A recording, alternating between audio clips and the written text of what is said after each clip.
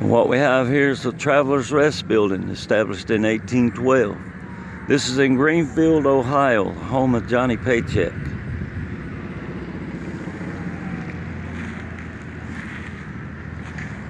What we have here is essentially an old bed and breakfast. Travelers Rest.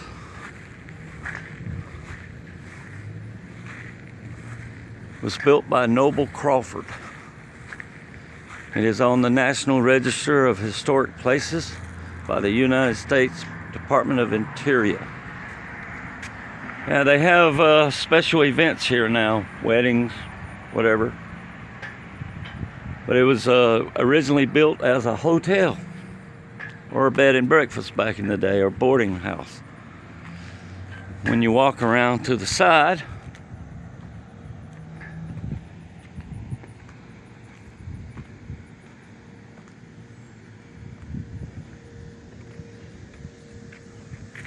you have a cemetery out back. Now, I originally filmed this when I was here in June, but the video didn't turn out right. But you can see by some of the dates on the stone, there's one back there, that tall one right there is Reverend Crothers, and he was born in 1733 and died May 20th, 1856. That can't be right. Well, that's what I think it was 120 some years old. Well, I can't read it that far, so it might be It's 17 something. aged 74. 1783. It's 1783 to 1856. He was 73 when he passed. It's an old, very old. It seems like this whole row right here, this whole first row, was the Adams family.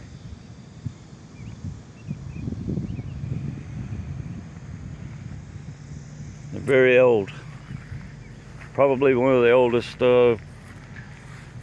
cemeteries I've seen ever. What the back side of the Travelers Rest looks like.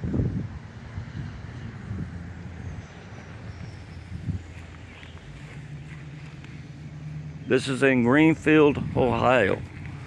Again, that's the home of Johnny Paycheck, also known as Johnny Lytle.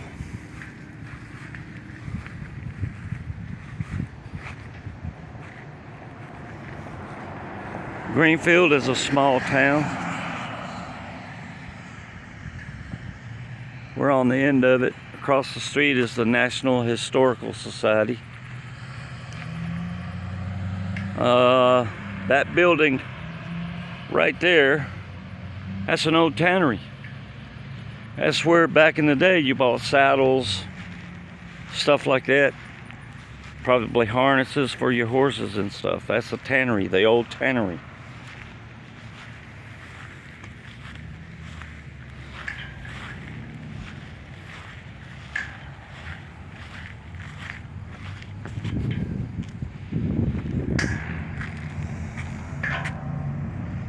Honoring Rotarian Frank Raymond Harris, 1880 to 1965, whose vision and generosity provided for reconstruction of Travelers Rest. The Rotary Club of Greenfield presented this flagpole on its 50th anniversary in May 1972.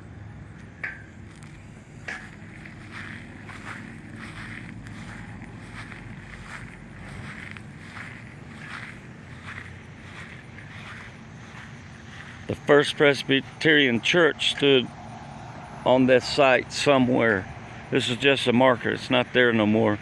But the Reverend Samuel Crothers, 1820 to 1856. He was the first minister of the First Presbyterian Church.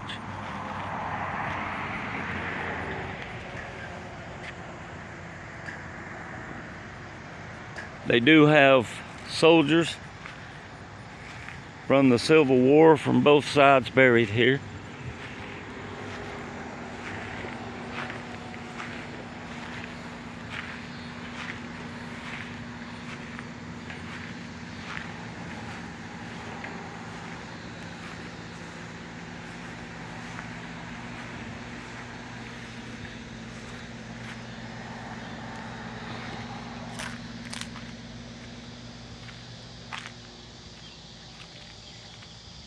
Probably one of the oldest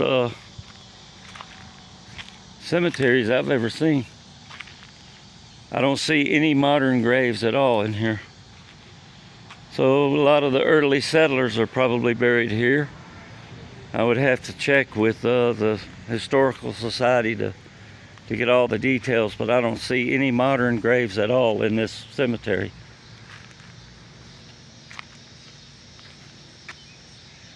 And you can see some of the mausoleums are caving in.